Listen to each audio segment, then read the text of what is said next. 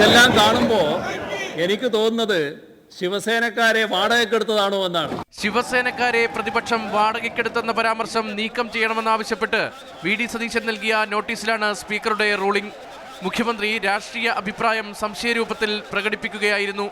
നിയമസഭാ ചട്ടം 370 അനുസരിച്ച് അപകീർത്തികരമായ പരാമർശമായി അതിനെ കണക്കാക്കാനാകില്ല. രാഷ്ട്രീയ അഭിപ്രായങ്ങൾ സഭാരേഖകളിൽ നിന്നും നീക്കം ചെയ്യുന്ന കീഴ്വഴക്കം ഇല്ല.